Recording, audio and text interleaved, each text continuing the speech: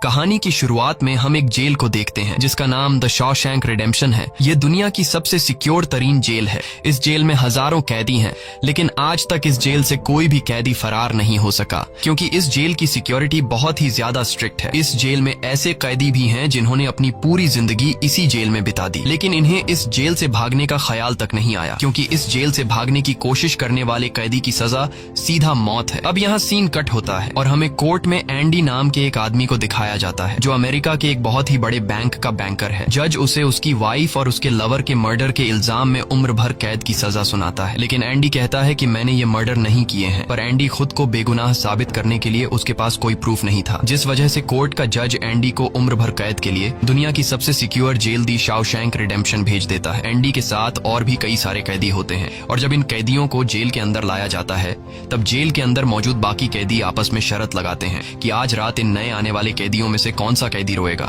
और इसके लिए ये लोग एक डिब्बी सिगरेट की शर्त लगाते हैं। ये लोग बाहर लाइन से खड़े नए आने वाले कैदियों में से एक एक कैदी को चुन लेते हैं। तब रेड नाम का एक कैदी एंडी पर दांव लगाता है क्योंकि उसे लगता है कि एंडी बहुत ही मासूम है और वो बहुत ही अमीर घर का है जिसने कभी तकलीफ नहीं झेली, इसलिए उसे लगता है कि वो आज रात सबसे पहले रोएगा। इसके बाद सभी कैदियों को लाइन से जेल के अंदर लाया जाता है और हर एक कैदी को उसके सेल में बंद कर दिया जाता है। कुछ देर बाद रात हो जाती है और तब पुराने कैदी नए आने वाले कैदियों पर चिल्लाने लगते हैं ताकि उनमें से कोई डर जाए और रोने लगे, और ऐसा ही होता है। इन नए आने वाले कैदियों में से एक कैदी फूट फूट कर रोने लगता है और कहता है कि मुझे घर जाना है। तब वहाँ गार्ड आते हैं और उसे रोने से मना करते हैं, लेकिन जब वो आदमी रोना बंद नहीं करता तब गार्ड उसे सेल से बाहर निकालकर इतना पीटते हैं कि वह बेहोश हो जाता है। दूसरी तरफ रेड एंडी पर लगाया हुआ दांव हार जाता है और रेड समझ जाता है कि एंडी बहुत ही स्ट्रांग है क्योंकि इतना डराने के बावजूद उसने एक आवाज तक नहीं की। इसलिए अगले दिन रेड अपने साथी को सिगरेट का एक डिब्बा दे देता है क्योंकि रेड एंडी पर लगाया हुआ दांव हार चुका था। तभी हम एंडी को देखते हैं जो अकेला चुपचाप ब्रेकफास्ट कर रहा होता है। तब एंडी की मुलाकात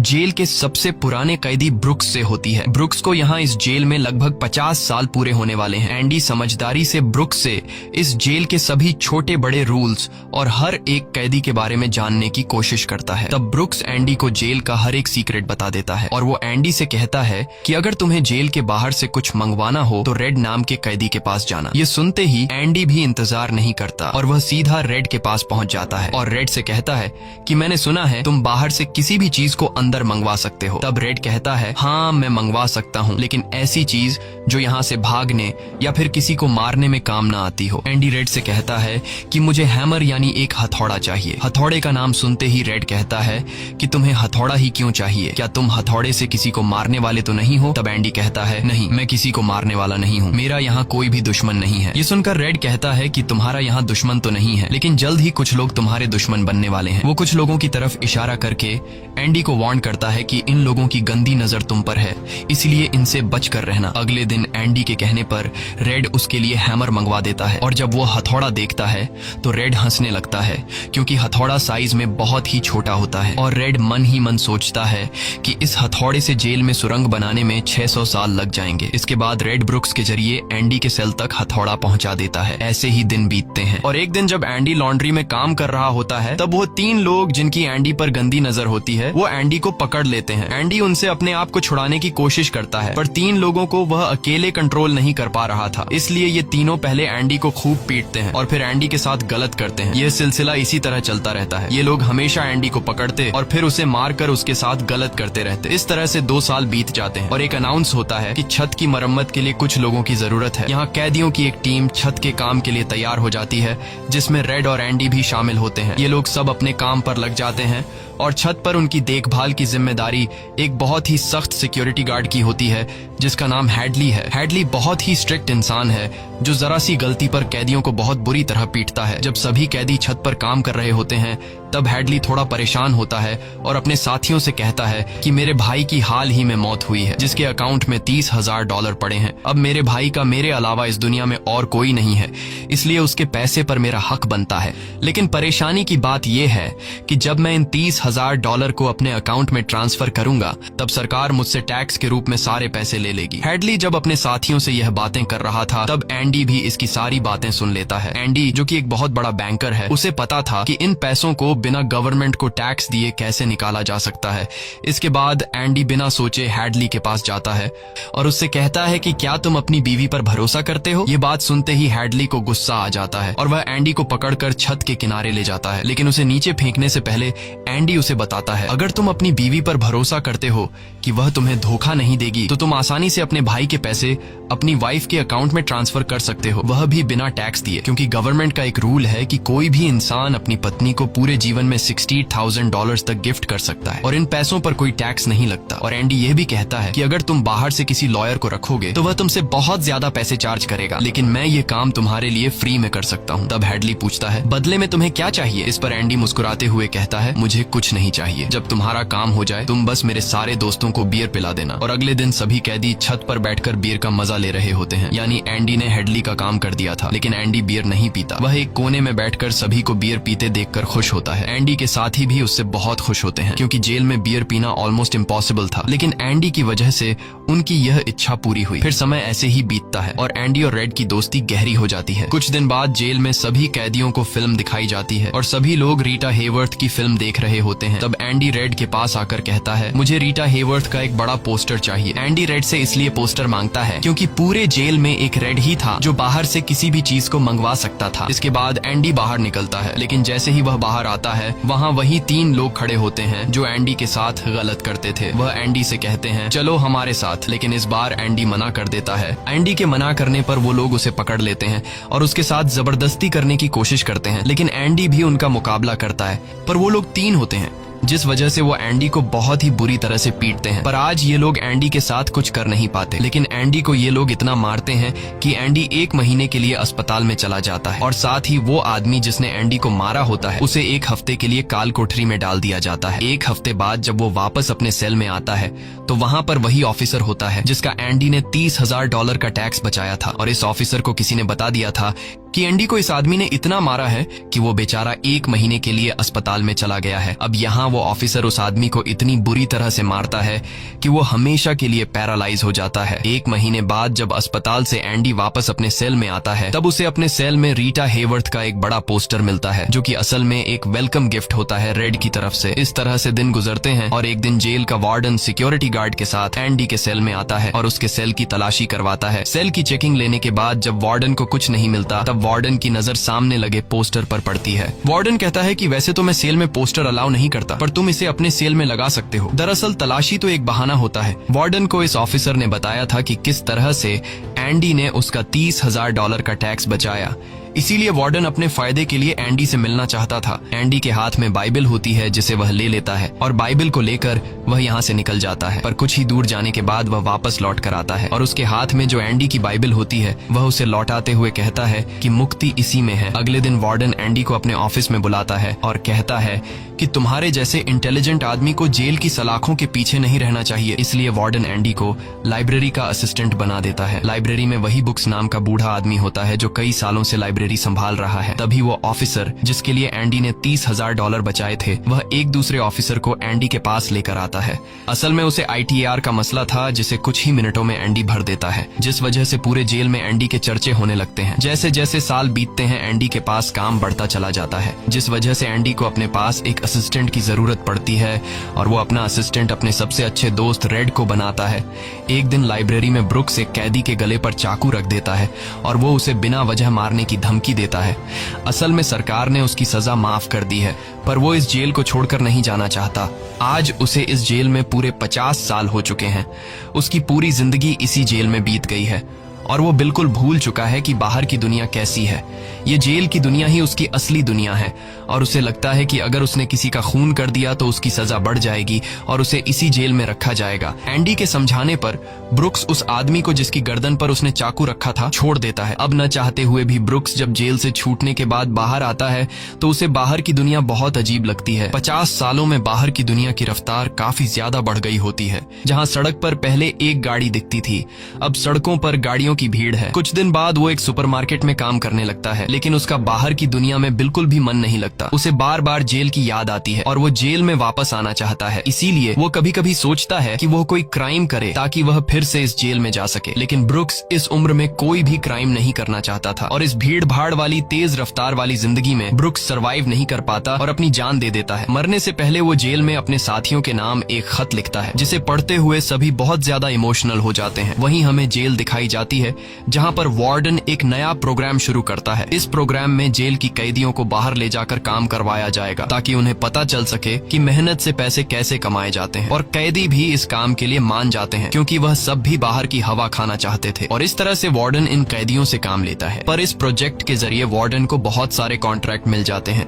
क्योंकि जेल के कैदियों की लेबर बहुत सस्ती होती है और जो बाहर की लोकल कंस्ट्रक्शन लेबर की टीम होती है उन्हें कहीं पर भी काम नहीं मिलता, क्योंकि वार्डन उनका काम आधी कीमत पर अपने कैदियों से करवाता है। और वार्डन आधी कीमत पर काम इसलिए करता है क्योंकि कैदी कोई लेबर तो थे नहीं जिनको वार्डन दिहाड़ी दे पाता। इसलिए वार्डन फ्री में कैदियों से काम करवाकर बहुत सारा पैसा कमाने लगता है और उसका यह पैसा ब्लैक का होता है। लेकिन एंडी एक बैंकर होने की वजह से वार्डन का सारा ब्लैक मनी व्हाइट में बदल देता है। दरअसल एंडी इन पैसों को एक ऐसे आदमी के नाम पर जमा करता है जो इस दुनिया में है ही नहीं, और वह उसके अकाउंट में सारा पैसा ट्रांसफर कर देता है ताकि अगर कल को पुलिस को पता भी चल जाए तो पुलिस एक ऐसे आदमी को ढूंढ रही होगी जो इस दुनिया में कभी पैदा ही नहीं हुआ। अब यहाँ जेल में एक नया कैदी आता है जिसका नाम टॉमी है। टॉमी बहुत यंग होता है और वह इस छोटी सी उम्र में कई सारी जेलों में जा चुका है। टॉमी एक बहुत ही फ्रेंडली नेचर का था, इसलिए उसकी जल्द ही जेल में बहुत से कैदियों से दोस्ती हो जाती है। एक दिन खाने की टेबल पर टॉमी सबसे कहता है कि मैं पिछले कई सालों से चोरी कर रहा हूँ, इसलिए मैं यहाँ की कई सारी जेलों में जा चुका हूँ और इस बार भी मैं चोरी की वजह से इस जेल में आया हूँ। टॉमी की बात सुनते हुए एंडी उसे कहता है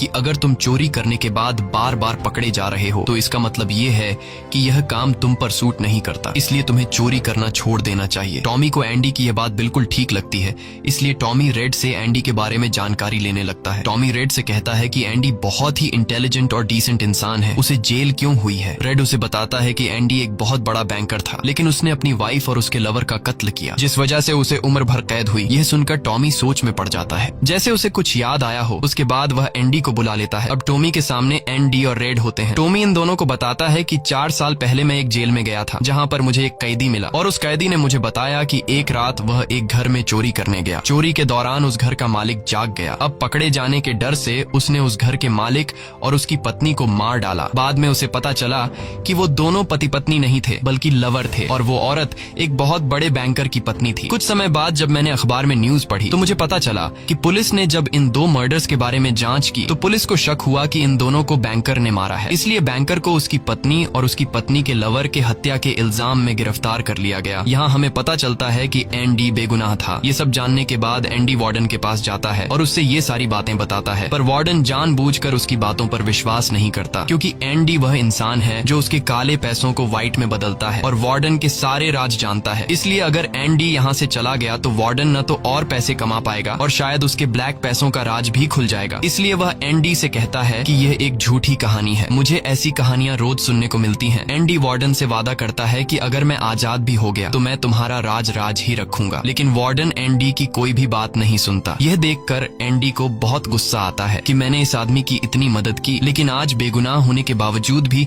मुझे ये बाहर नहीं जाने दे रहा। इसलिए एंडी वार्डन पर चिल्ला पड़ता है। तब वार्डन एंडी को 1 महीने के लिए काल कोठरी में डाल देता है और उसके बाद वह सीधे टॉमी के पास जाता है और वार्डन टॉमी से पूछता है कि क्या तुमने जो बातें एंडी को बताई हैं वह सारी सच हैं।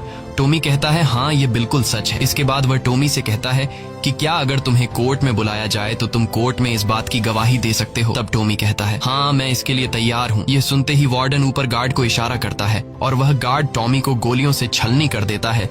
इसके बाद वार्डन एंडी के पास जाता है और उसे कहता है कि टॉमी ने भागने की कोशिश की थी इसलिए उसे गोली मार दी गई। लेकिन एंडी समझ जाता है कि टॉमी को क्यों मारा गया और एंडी मन ही मन सोचता है कि वार्डन बहुत ही घटिया इंसान है। एंडी वार्डन से कहता है कि आज के बाद मैं तुम्हारा काम कभी नहीं करूंगा। तब वार्डन कहता है कि मेरा काम तो तुम्हें ही करना पड़ेगा, वरना मैं यह जेल तुम्हारे लिए नरक बना दूंगा। और जाते हुए वार्डन सिक्योरिटी गार्ड से कहता है कि उसे एक और महीने के लिए काल कोठरी में रखो। काल कोठरी एक बहुत ही खौफनाक जगह थी, जहाँ काले अंधेरों में कैदी को पूरे 1 महीने रहना पड़ता था। अब एंडी इस काल कोठरी में 1 महीना तो बिता चुका था, लेकिन अब उसे एक और महीना उसी अंधेरे वाले छोटे से कमरे में बिताना पड़ेगा। बाहर पूरे जेल में यह खबर फैल जाती है कि एंडी उस गुनाह की सजा काट रहा है जो उसने कभी किया ही नहीं था। जेल के अंदर मौजूद सभी कैदियों को एंडी के लिए बहुत दुख होता है। अब काल कोठरी में पूरे 2 महीने गुजारने के बाद जब एंडी बाहर आता है तो रेड उसके पास आता है। एंडी रेड से पूछता है कि क्या तुम कभी इस जेल से बाहर निकल पाओगे? रेड कहता है हाँ, लेकिन तब जब मैं बहुत बूढ़ा हो गया होऊंगा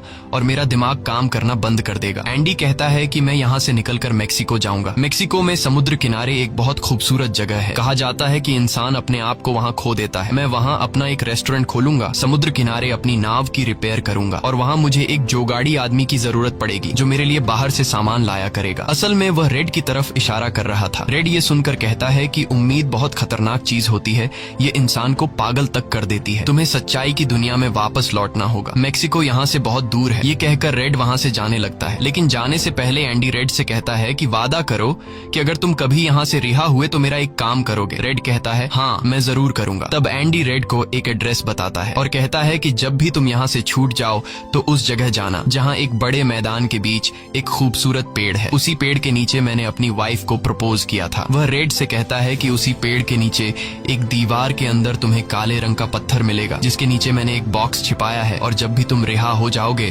तो वहां जाकर उस पत्थर के नीचे उस बॉक्स को देखना कि उसमें क्या है। यह कहकर एंडी वहां से चला जाता है और सीधा वार्डन के पास पहुंचता है। वह वार्डन का काम पूरा करके उसके सारे डॉक्यूमेंट्स एक खास तिजोरी में रखता है। डॉक्यूमेंट्स रखने के बाद वार्डन एंडी को अपने कपड़े देता है। वह एंडी से कहता है कि मेरे कपड़े प्रेस करवा देना और मेरे जूतों को शीशे की तरह चमका देना। इसके बाद एंडी वापस अपने सेल में आ जाता है। वहीं दूसरी तरफ रेड आज रात बहुत परेशान होता है क्योंकि उसे डर था कि एंडी कहीं खुद को मार न दे। इस तरह से रात गुजर जाती है और सुबह होती है। सुबह होते ही सभी कैदियों के सेल के दरवाजे खुल जाते हैं और सभी कैदी बाहर आ जाते हैं, लेकिन एंडी सेल से बाहर नहीं आता। ये पिछले 20 सालों में पहली बार ऐसा हो रहा था कि कोई कैदी सुबह अपने सेल से बाहर नहीं आया। तब रेड की नजर भी एंडी के सेल की तरफ होती है और रेड की परेशानी बढ़ती रहती है कि कहीं एंडी ने खुद को मार तो नहीं दिया। तभी एक गार्ड बहुत गुस्से में एंडी के सेल की तरफ जाता है, लेकिन वहां पहुंचकर जब वह देखता है तो उसकी आंखें खुली की खुली रह जाती हैं क्योंकि अंदर सेल में कोई भी नहीं था और एंडी वहां से फरार हो चुका था। अब हम वार्डन को देखते हैं जो अपने जूते पहनने के लिए निकालता है, लेकिन उस बॉक्स में उसके नहीं बल्कि एंडी के पुराने जूते होते हैं। और तभी पूरे जेल में सायरन बजने लगता है और यह सायरन होता है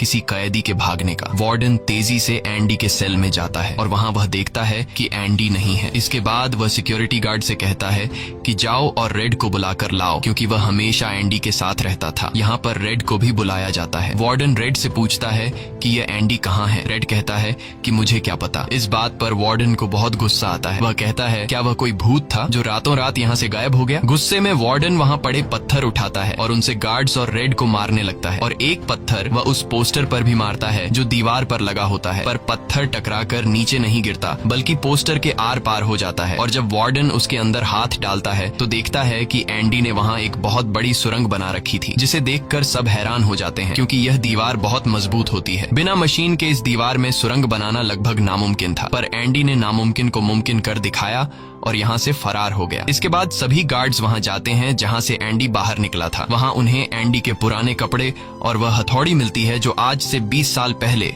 एंडी ने रेड से मंगवाई थी। ये वही हथौड़ी होती है जिससे पिछले 20 सालों से एंडी अपनी सेल की दीवार में सुरंग बना रहा था। 20 सालों से एंडी ने यह काम इतनी बारीकी से किया कि किसी को पता तक नहीं चला। साथ ही दीवार से जो भी मिट्टी निकलती थी वह उसे अपनी जेब में रखकर ग्राउंड में बिखेर देता था। एंडी ने आखिरी बार जब वार्डन के लिए काम किया था तो वह वार्डन के काले पैसों के सारे डॉक्यूमेंट्स अपने पास रख लेता है और उसके पास जो उसकी बाइबल होती है वह उसे वार्डन की नजरों के सामने चालाकी से उसकी तिजोरी में रख देता है। और एंडी वार्डन को ऐसे दिखाता है कि जैसे ये बाइबल नहीं बल्कि उसके डॉक्यूमेंट्स हैं। साथ ही वार्डन ने जो अपने कपड़े उसे प्रेस करने के लिए दिए थे, एंडी पहले वार्डन के कपड़ों को पहनता है और फिर उसके ऊपर अपने पुराने कपड़े पहन लेता है। और वे जूते जो वार्डन ने उसे शीशे की तरह चमकाने के लिए दिए थे, एंडी उन्हें पहनकर निकल जाता है। रात को जैसे ही सारी लाइट्स बंद होती हैं, एंडी अपने सेल में की गई सुरंग से बाहर निकलता है। इसके बाद वह एक गटर का पाइप तोड़ता है और उस पतले से गटर के पाइप में रेंगता हुआ उस जेल से फरार हो जाता है, जिससे आज तक कोई भी भाग नहीं सका था। हालांकि एंडी जिस गटर के पाइप से रेंगता हुआ बाहर निकला था वह लगभग 2 किलोमीटर लंबा था। अगली सुबह एंडी उस बैंक में जाता है जहां पर वार्डन का सारा ब्लैक पैसा होता है। ये पैसे एक ऐसे आदमी के नाम पर होते हैं जो इस दुनिया में है ही नहीं। ये सारा डॉक्यूमेंट्स का खेल एंडी ने ही तो बनाया था और बैंक में उस अकाउंट के ओनर का जो सिग्नेचर था वह जेल से एंडी किया करता था। इसलिए एंडी को वार्डन का सारा पैसा निकालने में कोई मुश्किल नहीं होती। एंडी के पास उस आदमी के नाम के सारे डॉक्यूमेंट्स होते हैं, इसलिए एंडी बैंक्स में जाकर सारे पैसे निकाल लेता है और ये पैसे होते हैं $3,70,000। यानी कि एंडी न केवल आजाद हुआ बल्कि वह पैसों से मालामाल भी हुआ। और यहाँ हमें पता चलता है कि एंडी जिस दिन से उस जेल में एंटर हुआ था उसी दिन से वह इस काम की प्लानिंग कर रहा था। वार्डन ने एंडी के साथ जेल में बहुत बुरा सलूक किया था और उसने टॉमी को भी मार दिया था, इसलिए वह वार्डन के काले पैसों के सबूत मीडिया को देता है। अगली सुबह यह खबर न्यूज़पेपर में छप जाती है और जब वार्डन तिजोरी खोलकर देखता है तो उसमें उसके डॉक्यूमेंट्स नहीं बल्कि बाइबल होती है। बाइबल के पहले पेज पर एंडी ने लिखा होता है कि तुमने सही कहा था, मुक्ति इसी में है। और जब वार्डन पेज पलटता है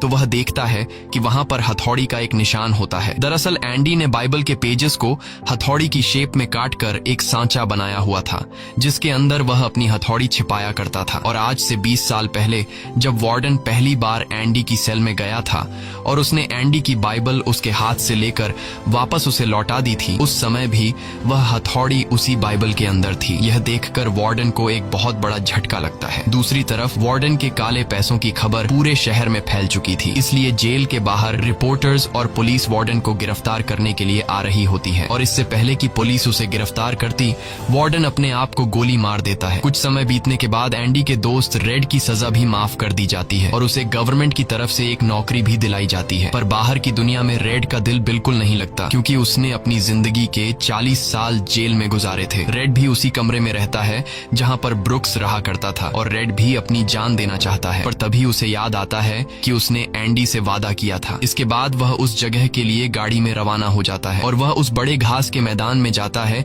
जहां पर एक बहुत बड़ा पेड़ होता है, साथ ही पत्थरों की दीवार भी होती है। उस दीवार पर एक काले रंग का पत्थर होता है और जब वह उस पत्थर को उठाता है तो उसके नीचे एक बॉक्स होता है। उस बॉक्स के अंदर कुछ पैसे और एक लेटर होता है। ये लेटर एंडी का होता है। उस लेटर में लिखा होता है कि एंडी रेड का उसी जगह पर इंतजार कर रहा है जिस जगह के बारे में एंडी ने रेड को जेल में बताया था। उसके आगे एंडी ने लिखा होता है कि उम्मीद अच्छी चीज होती है। इसके बाद रेड उस जगह पहुंच जाता है और जब वह समुद्र किनारे जाता है तो वो देखता है कि एंडी नाव में बैठकर अपनी नाव ठीक कर रहा है।